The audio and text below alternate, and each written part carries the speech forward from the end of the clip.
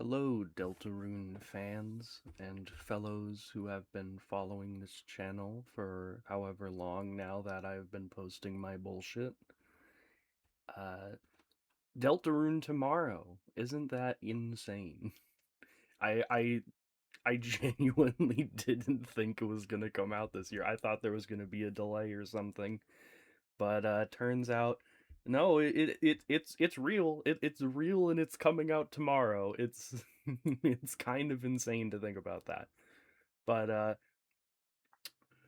because it's coming out tomorrow, see, I've been holding off and procrastinating on recording a couple theories I have for Chapter 5 and the series as a whole. I actually made a ramble video uh, a couple months ago or whatever, where I very loosely explain the bullshit I have in my head because I'm bad at making videos.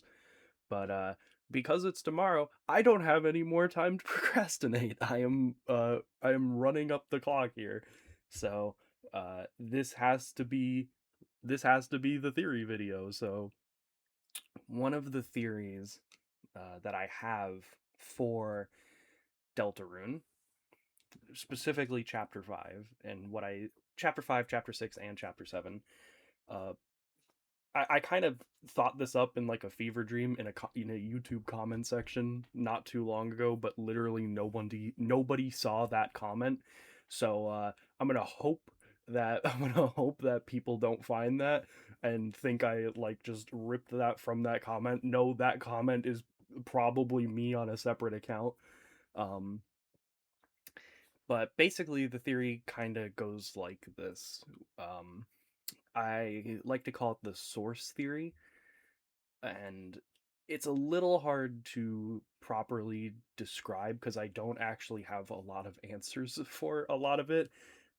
It's kind of just like a gut or hunch instinct that I have that I think might be true.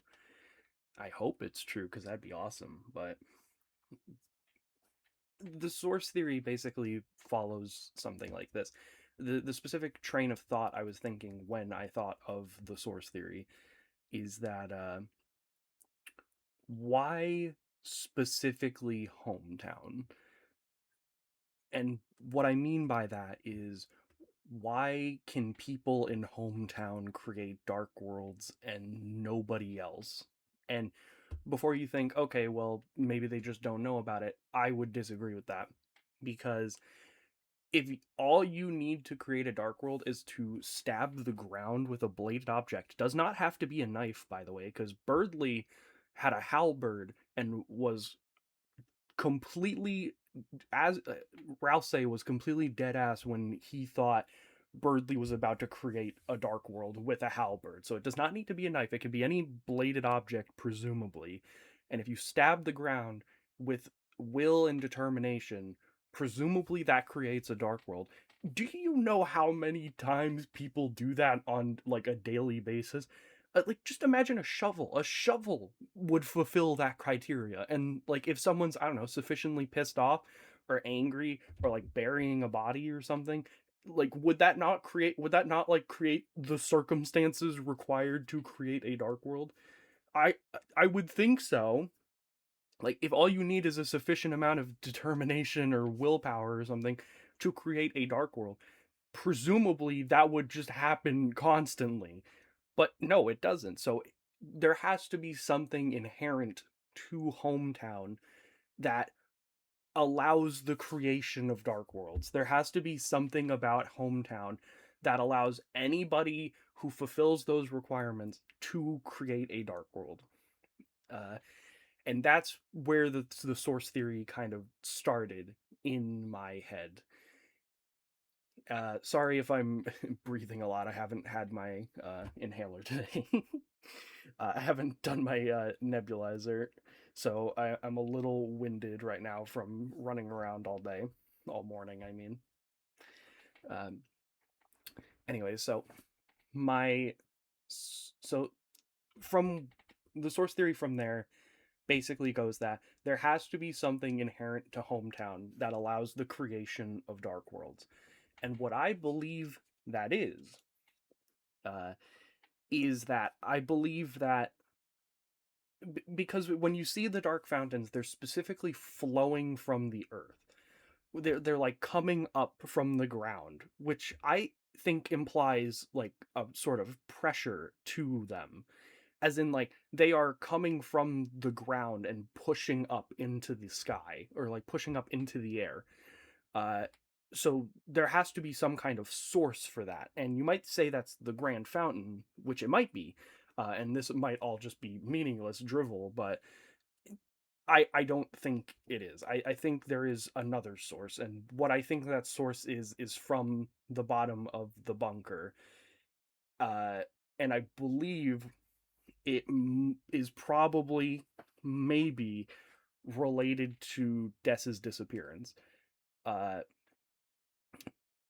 and I think this is gonna sound really morbid, but I think maybe it's like her corpse or dead body or something, and maybe Carol and Rudy and the other adults in town, like Asgore, maybe they tried something to like bring her back, or like they did something like opening the gates of hell with, like, friend and stuff, or following the tail of hell. Maybe they like opened up, like, I don't know, some kind of like portal to the underworld or something, and that kind of like, I don't know, started releasing some kind of dark world energy from deaths.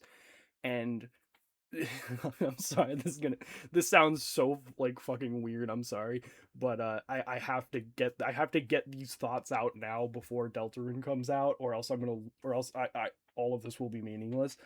I have to say this now just in case I'm right, so I can, permanently etch into YouTube that I am right. Uh,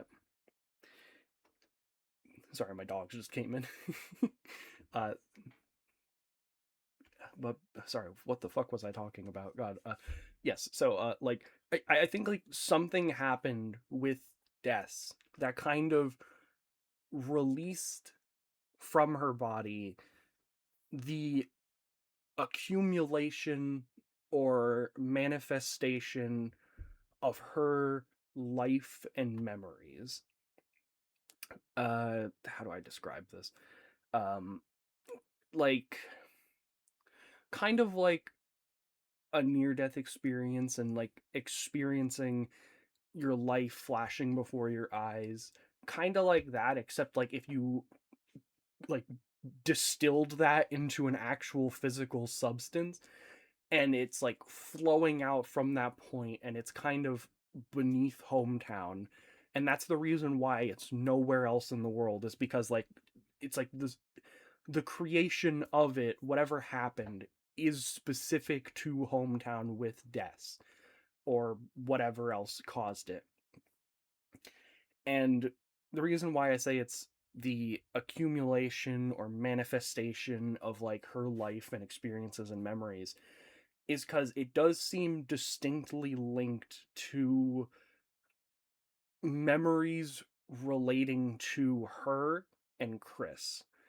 Her, Chris, and because every single Dark World that appears always has something to do with deaths in some way, shape, or form. And you might think that's like indicative of Chris's memories and Chris's uh sort of thoughts on deaths. And it might be. It very well might be.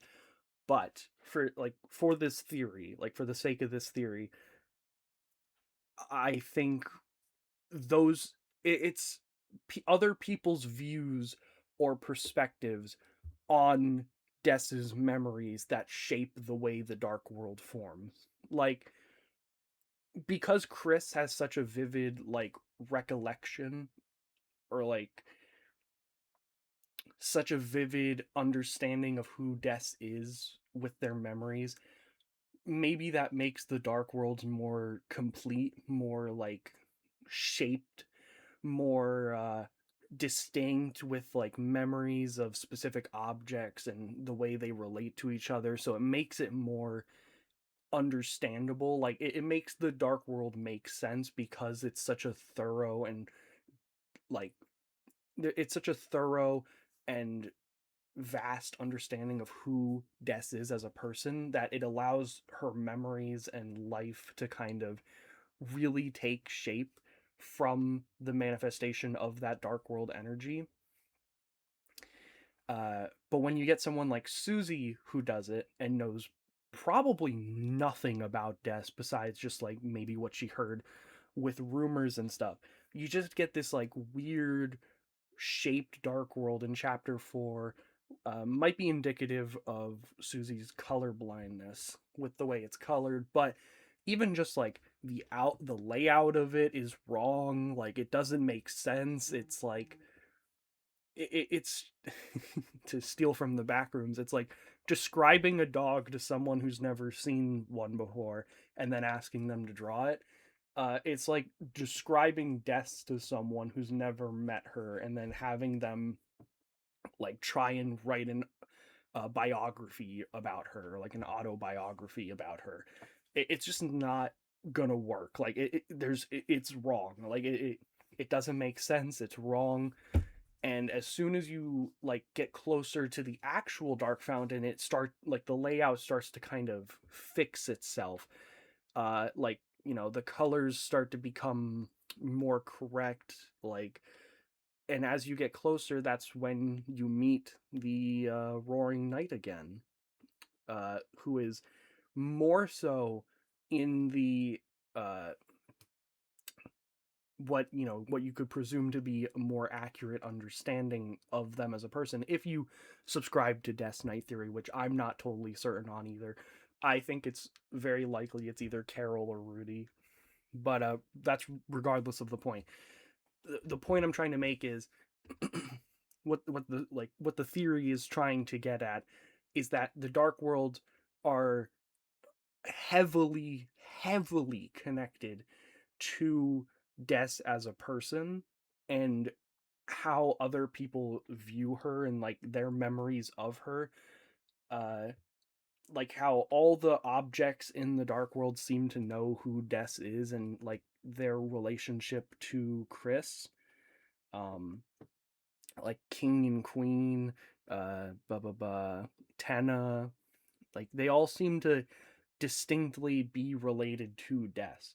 And I don't think that's a coincidence. I think it's specifically meant to sort of be like someone's putting on a play of Des's life and like it's shaped by the person who wrote the script, if that makes sense.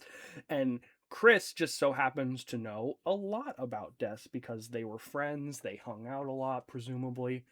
Um, and because of that, it makes the Dark Worlds and their inhabitants make a lot of sense.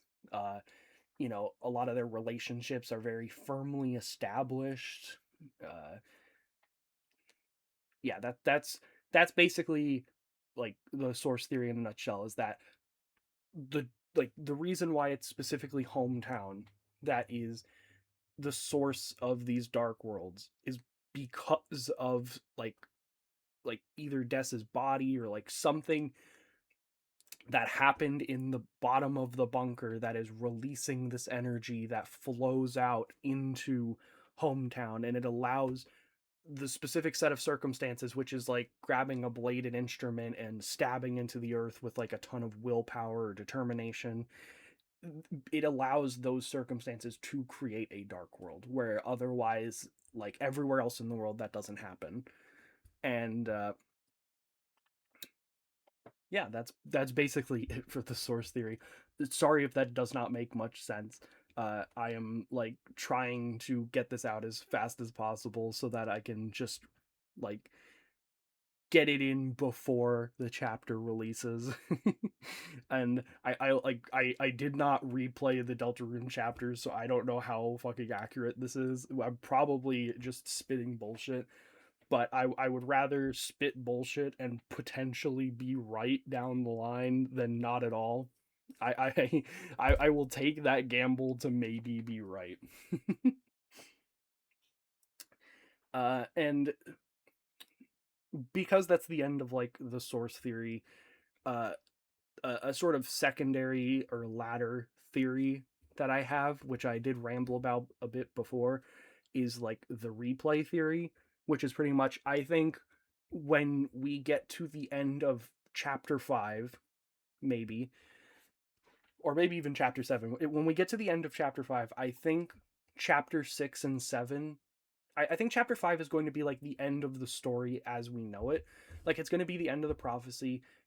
We're going to see like a bunch of loose ends tied up and probably a lot of loose plot threads not talking about at all.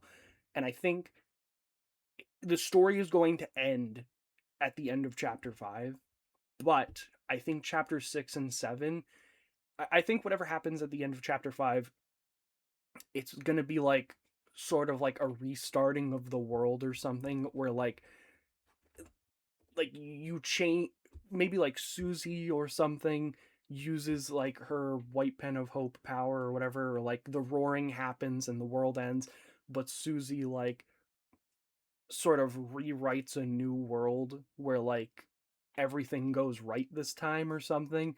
And then we at chapters 6 and 7 will be like a replay of the story of the game's events, where if you've ever played Fire Emblem, if you've ever played Fire Emblem, Radiant Dawn or Path of Radiance, those games are very notable for having a new game plus that completely changes the story. Like, it allows you to pick character options that were never there previously. It allows you to do things that were just not allowed previously, and it gives you like sort of the true ending of the game if you replay it. Uh, and that's kind of what I think is going to happen in Deltarune. Is pretty much, we're going to get to the end of chapter 5, the story ends, like everything we know about the story is going to end, and it probably might end on like a really bad note. Oh shit. Sorry if you heard that, like an ambulance or fire truck went by. uh it's because I'm this theory straight fire. Oh, shut the fuck up, man. um but basically, god, what the fuck was I talking about? What was I rambling about? What was I ranting about? Pretty much. Fuck. Oh, that completely fucking destroyed me. That absolutely wrecked my train of thought. Uh.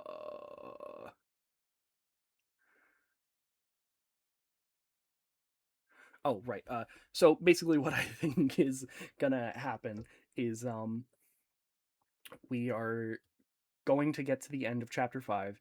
The story's probably gonna end on a bad note, like the roaring happening or something, and then maybe like chapter 6 opens, or maybe chapter 5, like absolutely like the very end of it, Susie goes like I'll remake the story how I want or something, and we re chapter 6 and 7 will be kind of like a replay of the whole game, like chapters 1 through 5. Chapter 6 and 7 will be chapters 1 through 5, where like we replay the game, but there's like a completely different story to it, where there's like different options for characters. There's different characters we meet. um Maybe like some characters who weren't there appear, like maybe, I don't know, maybe Asriel is like home early or something, and we get to bring him with us. And like basically chapter 6 and 7 will just be like the same game, but like all of the story choices are different, and like you get to make a whole like suite of different choices that actually will make the new ending, like the new like run and playthrough and world that Susie kind of created at the end of chapter 5. I'm realizing how fucking insane this sounds. At this can't be worse than Toilet Theory. That's all I'm saying. This cannot be worse than Toilet Theory. um, but like the new world, the new run that Susie creates with her white pen of hope power, the page gets covered in ink or whatever, and then she can write something new. that this new playthrough will be like the something new, and like you get to make new choices and you get to actually change the ending now because Susie has kind of allowed you to, and like her sacrifice at the end of chapter 5, or like her resetting the story to a new status quo that allows the prophecy to be subverted because it's now like a new world. And we get to learn probably new things about all the characters. Like, it might feel not as railroady as it has. Um, Maybe it'll be like, let me think. Maybe it'll be kind of like, oh fuck, I have a sneeze coming. Oh my god. I'm sorry. Bless me, thank me, I'm welcome. Uh, Maybe it'll be something like, I don't know, with the T's, like, I'm sure everyone knows this at this point. The T's are in the game files, and even in the new chapters that came out, like, after it was pretty well established that the T's would not be coming back, the T's are still in the game files. Like, the T's, even up to chapter 4, like the Susie T, the Chris T, the Rouse T, the Noel T, those are all still in the game files, and you can still like hack them in and feed them to characters and get different responses, like different game data and game files. Like you can get different responses, like even up to chapter 4. And I don't think that's a coincidence. I think that's because in like the sort of replays, or I'm sorry, maybe it's not chapter 6 and 7. Maybe it actually is a new game plus where like chapters 1 through 5 are completely different, and then chapters 6 and 7 are like new things that happen after that. If you do new game plus, I don't know. Um, but pretty much, like, I think the reason those are still in the files and they still actively change chapter to chapter is because we are going to play through those chapters again, but with like altered story things, like how that deer sprite in chapter 3, when you're in the ice palace, like how that changes depending on if the Toriel modifier is like activated or not, even though there's nothing that changes the Toriel modifier as far as we know. I think the reason those are in the files is not just like a meta thing. I think that's because there are modifiers we do not know about that are going to come to the game after chapter 5, or maybe after chapter 7, after chapter 6, whatever. We are going to replay the game and we are going to have like a whole different experience waiting for us. Kind of like One Shot, if you've ever played that. Um Little like cat person has to like, bring a light bulb to the top of a light tower. That game, amazing game, by the way. Like, turbo amazing game. Play it if you haven't, or watch a playthrough, just something. It's an amazing game. uh that game also has like two pretty depressing endings, but if you replay it, you actually get like a whole different game, a whole different ballpark. Like you get a completely different experience that allows you to get a better ending, that allows you to like save the world, or allows you to like pretty much get all of the good options, even though the original endings are like pretty depressing and shit. um it's very nice. And that's what I think is going to happen in Deltarune, is that we are going to get to the end of, the quote unquote story, and we are going to have an option or something that indicates that if we like, we can like redo it, and we have to replay the whole game again. And that's where all of those options that are hidden in the code for each chapter are going to show up.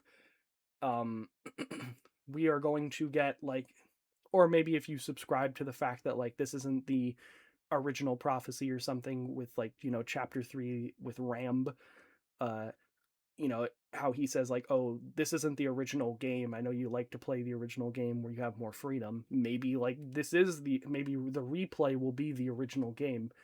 um who knows, I don't know. But what I do think is we're going to replay the game. All of those modifiers that were previously just stuck in the code, like all the T's that are normally not available in chapters after chapter 2 are going to be available somehow, and we're going to be able to see all those things in game. Because as much as Toby loves to put things in the code, I'm sure, and I'm sure that's the reason why.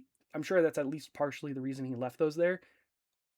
Toby also knows, I would hope, that not everyone is like a data miner or is turbo plugged in to the Deltarune community and knows all this bullshit about what's hidden in the code and stuff.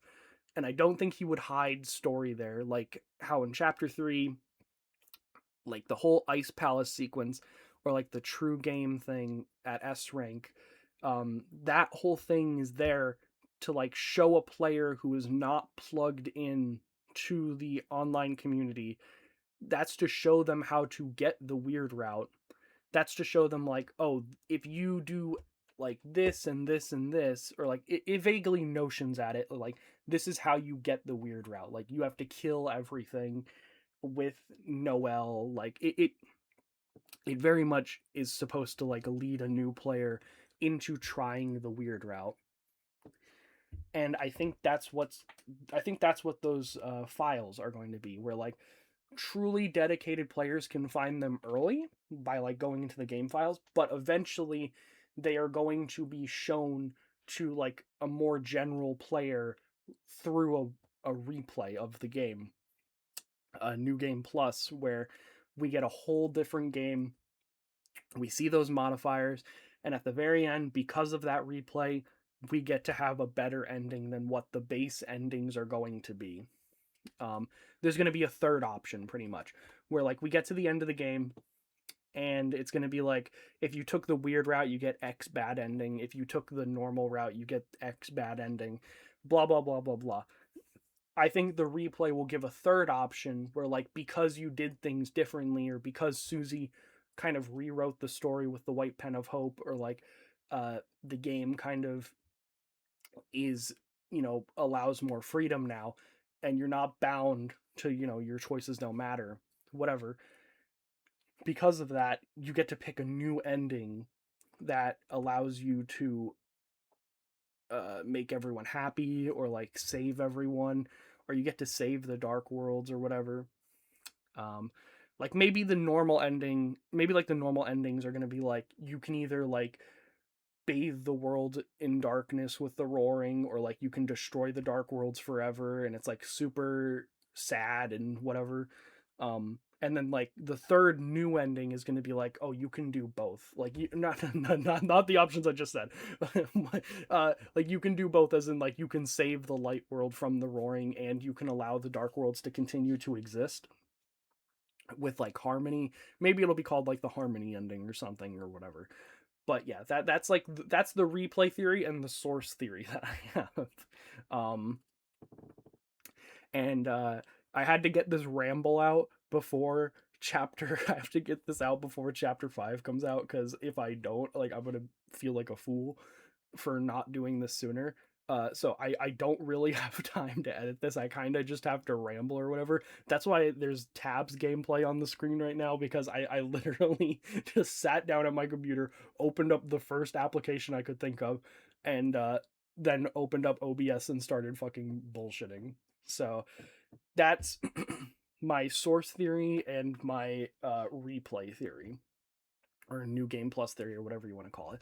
Um, yeah, that's pretty much it. I wanted to get this out, and I did.